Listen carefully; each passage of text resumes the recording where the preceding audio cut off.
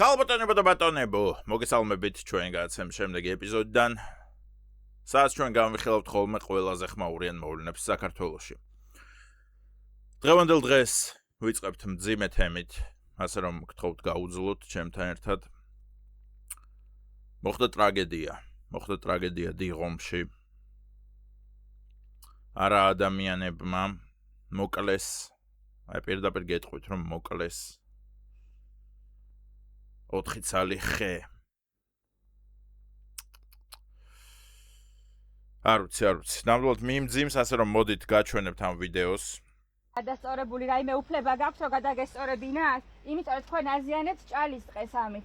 ის აბა რა დავაზიანებ, აბა? აი ეს ჩამახული ხეები და მოსწორებული ადგილი რამე ნორმალ, ანუ უფლება გაქვს, რომ გადახვიდეთ თქვენი ზონის იქეთ? ბატონო, აი იმ ხეს შეხედეთ რომ მდგომარეობაშია. ხო, აი ჩამოჭრილი როა. კაი, მოდი წავიკითხოთ აღწერა.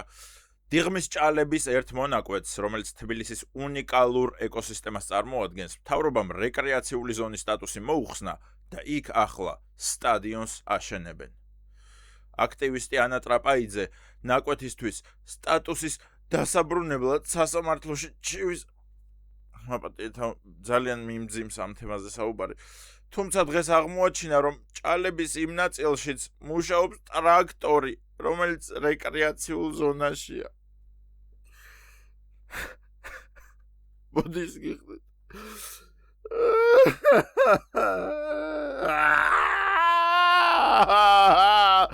რატომ ღმერთო, რატომ მიგზავნი ესეთ სასჯელებს?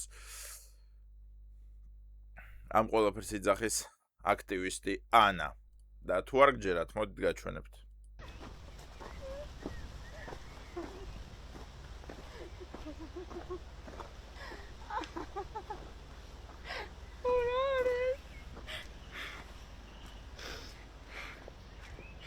რა არის ეს? რა უფლება?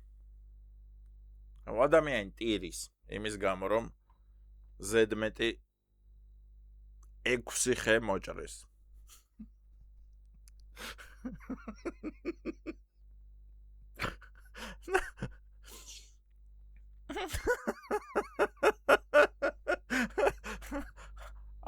არ ვღადაობ ხალხო, ნუ რა არის მართლა საღადაო. გოგო ტირის იმის გამო, რომ 6 ზედმეტი ხე მოჭრეს. აი ამ ტრილიონი ხიდან, რაც არსებობს სამყაროში, 6 ხე მოჭრეს ზედმეტად. და მოიცა ერთ წამი. იმაზე რატო არ ტირო და რაც განკუთვნილი იყო სტადიონისთვის. აგიხსნით სიტუაციას რა. მოკლედ სტადიონს აშენებენ, იმ ადგილას რა თქმა უნდა ყველაფერი მოკვეთეს, გადაჭრეს და მუშებმა კიდევ ზედმეტად მოჭრეს ცოტა ტერიტორია რა. და მე რა მაინტერესებს, გოგონა ტირის მხოლოდ იმ ზედმეტ ხეებზე. და დაგეგმილად ხეების მოჭრა მოსულა თუ რა ხდება? მაგაზე რატო არ ტირის? იმიტომ რომ ეს ტირილი გახლავთ ზედმეტი 6 ხის. კი, მაგრამ დაგეგმილად ხო ერთი, რა ვიცი, 50 ხე მოიჭრა. მაგაზე რატომ არ ტირის? აი ესაა საკითხავი და მე ვეძიები ხოლმე ესეთ დეტალებს. ასე რომ ველოდებით ანა ტრაპაიძისგან იმ 50 ხეზე ტირილსაც, რომელიც მოიჭრა სტადიონის აშენებისთვის. გახვედით, რომელი დოკუმენტი გაქვთ ამისი, მაჩვენეთ. არის საზღვარი რა, ესე გადის ჩვენი და საზღვარი რო არის, ამას რატო ახლეთ ხელი? ქალო ტვინინო გაბურღე რა, დაგვიქირავ ეს და მოვჭერით ხეები რა, ამ ხეების დედაც მოვთხარ რა, მე რას მიტრაკებ? საზღვარი რო არის, აქ რატო მოჭერით ეს ხე? ის ხე ბაბუა ჩემის დარგულია. აი ქალბატონ ანას ვეუბნები, რომ სპეციალურად მისთვის ამ ვიდეოს დასრულების შემდეგ ეგრევე გავალ და ჩემ ეზოში მოვჭრი ერთი 10 ხეს. აი ჯანმრთელებს, ყველაზე ჯანმრთელებს. თან როგორ მოვჭრი, იცი, ჯერ რო ბენზინს მივასხამ, ჯერ დავწვავ და აი ცეცხლ მოკიდებულს დავარტყამ ცულებს. აი სპეციალურად იმისთვის, რომ ეს გოგო ვატირო კიდე. ნუ ეგრევე გააძრო თავისი ტელეფონი, რომელიც დამზადებულია, რა თქმა უნდა, ეკოლოგიურად სუფთა მატერიალებისგან. და აბსოლუტურად არ მოიხმარს ბუნების წიაღებს. ყველაფერი ჩიპები, ასე შემდეგ, ყველაფერი დამზადებულია, არ ვიცი რისგან, ჰაერისგან. არა, ანა, შენ ტანსაცმელი რაც გაცვია, ეგეც დამზადებულია ჩვენი ბუნების გამოყენებით. და იმ წიაღისეულების მოპოვებით რაც შენ გაცვია. შენ იცი რომ ბენზინი გაცვია? ბენზინი არა, ნავთობი. რადგან პოლიესტერი მზადდება პლასტმასისგან, პლასტმასის მზადდება ნავთობისგან. ხო და რას ვაკეთებთ? 6 ხის მოჭრაზე ვტირით? წავიდა მეგობრებო თქვენი დრო. გრეტა თუნბერგმა ატრაკა რაღაცა 2017-ში თუ 2019 წლებში, მერე უცებ კოვიდი დაგვემართა და всё, ყველამ დავიკიდეთ ეს გრეტა რა და წადი ანა 2019-ში და წადი იმ დროს იძახე რა ეს გლობალური დათბობა და როგორ 5 წელში დავიღუპებით, გავიდა 5 წელი, გავიდა 10 წელი, არავინ დაუღუპულ ვართ, არ შეცვლა ამინდი პირიქით, ამინდი გაგვიუარეს და წვიმს თბილისში დღესაც. შუა ზაფხულში წვიმს. ასე რომ რას ვაკეთებთ 6 ხეზე ვტირით? მოდი მოგცემ 6 ცალი ხის მარცვალზე ჩააგდე და ამოიყვანე მაგის დედაც ვატირე. ვიცი, ანუ ჭალის ტყე არის ფაქტობრივად ჩამარხული აი ამ საქმიანობის შედეგად.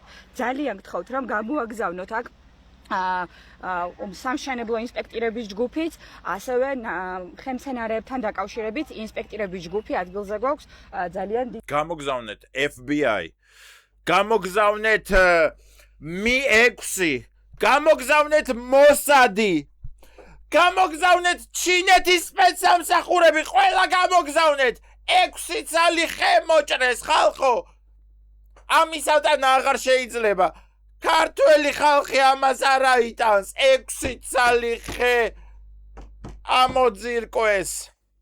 თან არც ამოუძირკვავთ, უბრალოდ ტრაქტორით გადააგდეს გვერდზე და ხეების გაზრდა, ვისაც ნანახი გაქვთ, ეგრე მარტივად არ კვდებიან ხეები. რაც არ უნდა მიაწვე, გვერდულად გაიზდებიან, ჰორიზონტალურად გაიზდებიან და მერე ამოვლენ. მოიცადე ერთ წამი, ამ ხისთვის რა დაუმართნიათ. თავიდან ამ ხეზე მიდიოდა საუბარი, აი. სწორებული რაიმე უფლება გაქვთ, რომ გადაგესწორებინათ? იმიტომ რომ თქვენ აზიანებთ ჭალის ტყეს ამით. აბა რა დავაზიანებ, აბა? აი ეს ჩამარხული ხეები და მოსწორებული ადგილი, რამე ნორმალ, ანუ უფლება გაქვთ, რომ გადახვიდეთ თქვენი ზონის იქეთ? ბატონო, აი იმ ხეს შეხედეთ რომ მდგომარეობაშია. ხო, აი ჩამოჭრილი რო აქვს, კანი რატო აქვს დაზიანებული? აი, ამ ხეზე მიდიოდა საუბარი. რომელსაც ჩამოჭრილი აქვს კანი. ჩემი აზრით პროტესტს იმსახურებს ნამდვილად. ჩამოჭრილი კანები არ იქნება სასამართლო, არ იქნება კანები. სხვა შორის მართლა უნდა დაველოდოთ ეგეთ აქციას, იმიტომ რომ ესენი იმდენად კრეტინები არიან, რომ მაგასაც დაიწყებენ ახლა. არ იქნება ხის კანები, არ იქნება მშვიდობა. კაი, გადავიდეთ შემდეგ სიახლეზე.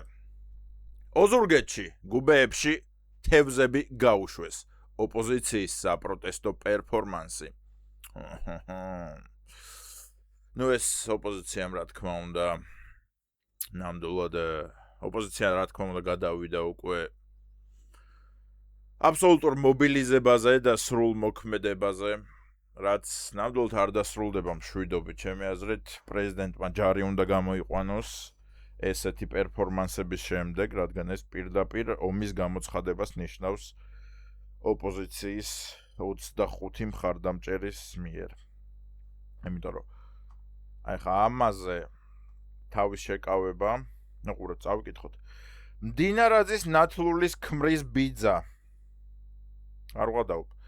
მდინარაძის ნათლულის ქმრის ბიძა, რომელიც ოზურგეთის მერად არის დანიშნული, ხალხის პრობლემებს აბსოლუტურად აცდენილია. ვერანაირად ვერ მიიქცია ხალხმა მისი ყურადღება, მათ შორის ვერც ანთებული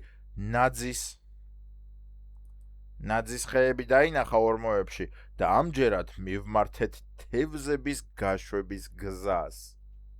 სხვათა შორის ბატონ ბიძინასაც უყვარს თევზები და იქნება ბატონ ბიძინას სიყვარულიდან გამომდინარე ამ თევზებს მაინც უშველოს და მიაქციოს ყურადღება. აი მე რო ყოფილიყავი ოზურგეთის მერი, იმ ორმოებს უფრო გავაღრმავებდი. აი ტრაქტორს მევიყვანდი, იმ ორმოებს უფრო ამოვთხრიდი და მეთქი აი ხალხო ვაქცევთ, თქვენ ხო მაგას მოითხოვთ რომ უყურეთ იქნებ ამ თევზებს მაინც უშველოს და მიაქციოს ყურადღება. კი ბატონო, იმ ორმოებს უფრო ამოვთხრიდი, საერთოდ შემოვღობავდი მაგას. ჩავდგამდი შემდეგ იმ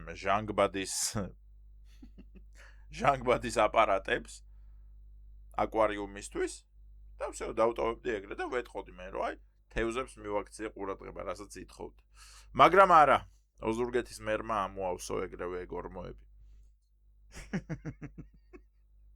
კარგი, ნუ მოკლედ, ვისაც გეგონათ რომ მხოლოდ ამით შემოიფარგლა ერთიანი ნაციონალური მოძრაობა რომ ოზურგეთის გუბეებში თევზები გაუშვეს, თქვენ ძალიან ცდებით, მეგობრებო და თქვენ არ აფასებთ ოზურგეთში მყოფ ნაციონალური მოძრაობის წევრებს, რადგან მათ უფრო გააუარესეს ეს ზეწოლა მთავრობაზე და გუბეებში თევზების გაშვების შემდეგ ოპოზიციამ ოზურგეთის მერიის შენობასთან ბაყაყები გაუშვა. არ ვიცი როგორ ძინავს ირაკლი კობახიძეს ნამდვილად ამის შემდეგ ალბათ 8 საათი ჯამთელად კარგად. და ერთი საგანგაშო ინფორმაცია გვაქვს, მეგობრებო, ევროკავშირი საქართველოსთან უვიზო რეჟიმის შეჩერებას გეგმავს, რას წერს რიკარდ იოზვიაკი. ნუ ნამდვილად საგანგაშო ინფორმაცია, ასე რომ სწრაფად და დაძაბულად ვაპირებ მე საუბრის გაგრძელებას, რომ სიტუაცია უფრო დრამატულად წარმოვაჩინო. რიკარდ იოზვიაკმა შეხედეთ რაც განაცხადა, ნუ რა თქმა უნდა, ოპოზიციის წარმომადგენლები ამ ყველაფერს აზიარებენ ყველა ქართულ ინტერნეტ სივრცეში თუ ტელესივრცეში და გადმოგვცემენ ამ ამბავს როგორც აბსოლუტურ რეალობას, თუმცა მე მინდა როგორც ჯანმრთელმა ადამიანმა დავიწყო პირველი ნაბიჯით იმის გარკვევით თუ ვინ გვახლავს რიკარდ იოზვიაკი. მოდი გადავხედოთ მის უბრალოდ ტვიტერს, ხომ, სოციალურ ქსელს. რიკარდ იოზვიაკი. საჩა დისტელის მეგობარი. აჰა. ეს უკვე საკმაოდ ბევრ რამეზე მეტყველებს საჩა დისტელი. ჩემთვის პირადად არა შეიძლება ეხა ვღადაობდა ნამდვილად მნიშვნელოვანი პიროვნებაა ვინმე საჩა დისტელი, მაგრამ მე ხომ არ მიწერია რომ მიხეილ გვენცაძე, კახა გოგო ბერიშვილის ძმაკაცი. არა, ნუ არ ვიცი ეს, კაი, მოდი ეს დავივიწყოთ. მაგრამ რატომ უნდა დავივიწყოთ? ადამიანს აღწერაში უწერია სულ 3 რაღაც და ერთ-ერთი არის ვიღაცის მეგობრობა. თუმცა კარგი, დაუბრუნდეთ ამ დარჩენილ 2 აღწერას საკუთარ თავზე, ადამიანისგან. Views are mine. შეხედულებები ჩემიაო. ანუ რასაც წერო, ეგ ჩემი შეხედულებებიაო, ადამიანი გვარწმუნებს. აი ჩემი აზრით აქ აკლია Views are mine. I swear on my mother. თუ დედას გეფიცებით ჩემი შეხედულებებიაო. იმიტომ რომ როდესაც პირველ პუნქტზე გადავდივართ, ეს ყველაფერი ეჭვის ქვეშ დგება. და არა მხოლოდ შეხედულებები, არამედ საჩა დისტელთან მეგობრობაც ეჭვის ქვეშ დგება, ისეთ ადგილას მუშაობს ჩვენი ბატონი რიკარდი. სად მუშაობს მიშა? ბატონი რიკარდი მუშაობს Radio Free Europe. რადიო თავისუფლება. Radio Liberty. იპოვეთ ერთი განსხვავება მაინც. ვერ იპოვეთ, რადგან იგივე კომპანიაა, მეგობრებო.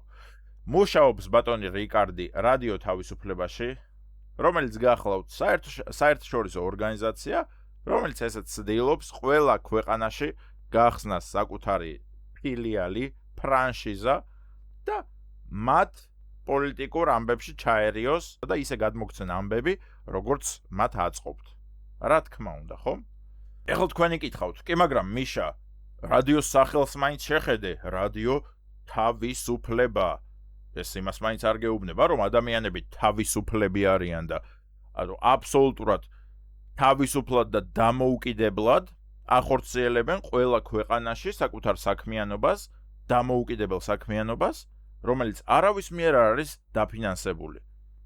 დიახ, ადამიანებს ფული არ შეძდით, ფული შეძდით მხოლოდ რეკლამებისგან. ანუ იქ 300 ლარი, იქ 200 ლარი, ამით ფინანსდებიან. ხოლო ამის გარდა, უბრალოდ დამოუკიდებლად განიხილავენ ყველა ქვეყნის მნიშვნელოვან მოვლენებს ჟურნალისტურად. ხომ? დიახ. უბრალოდ მოდით შევხედოთ, ვინ არის დამფუძნებელი რადიო თავისუფლების. ცენტრალური ინტელიგენციის სააგენტო CIA. ამერიკის ცენტრალურმა ინტელიგენციის სააგენტომ CIA-მ ფარულად დააფუძნა და დააფინანსა რადიო თავისუფალი ევროპა 1959 წელს და რადიო თავისუფლება 1951 წელს, როგორც ფსიქოლოგიური ომის პროექტი ცივი ომის დროს. ანუ ამერიკის ცენტრალურმა ინტელიგენციამ CIA-მ, ანუ ამერიკულმა სუსმა დააფუძნა ეს რადიო თავისუფლება. ეხლა თქვენი გითხავთ, კი, მაგრამ მიშა, ესე იგი ამერიკული ეს რაღაც იკითხავთ, ბიჭო, რაღაც იკითხავთ. და ნუ რა თქმა უნდა, ყველამ ვიცით, ყველას ცნობილია CIA რამდენად სანდო და ზოგადად პატრიოტული და დამოუკიდებელი ორგანიზაცია, რომლებიც იბრძვიან ყველას თანასწორობისთვის და აბსოლუტურად არაფერი ცუდი მათ არ გაუკეთებიათ. უბრალოდ ერთ კითხვას დაგისვამთ, აი რასად როდის მოვაწყოთ 10 წამიანი, მოდი 10 წამიანი რასად როდის მოვაწყოთ, რომელ პრეზიდენტს უნდოდა CIA-ის გაუქმება?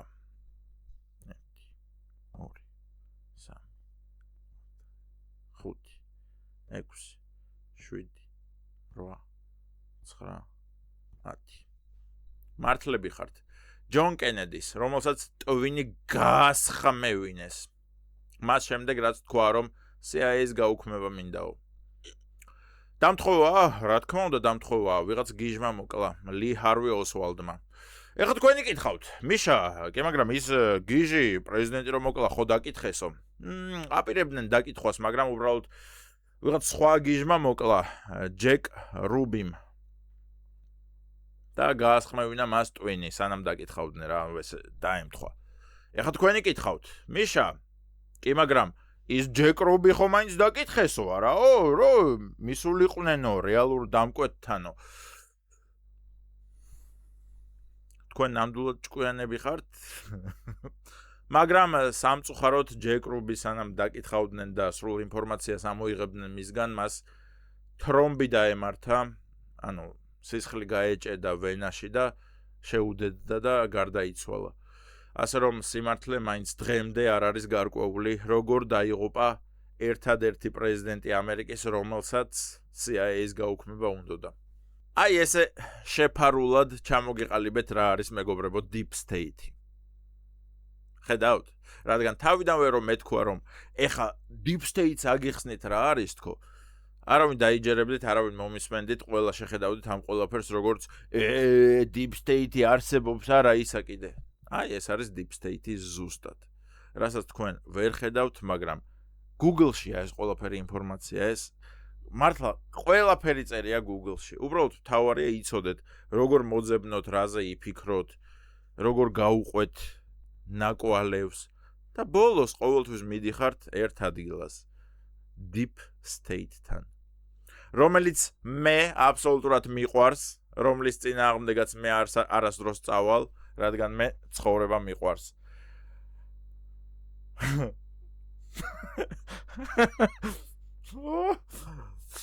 მე უნდა გავიხიზნო სვანეთში, დავიმალო სადმე და ჩაგიწერთ ვიდეოს 3 წელში მე როცა ჩამოვალ. მანამდე ფულების ჩარიცხვა შეგიძლიათ ქვემოთ აღწერაში მითითებულ ლინკზე. გოცნით მიყვარხართ ჩემი გამომწერები, ჩემი მაყურებლები. გამოიწერეთ არხი და ლაიქეთ ვიდეო.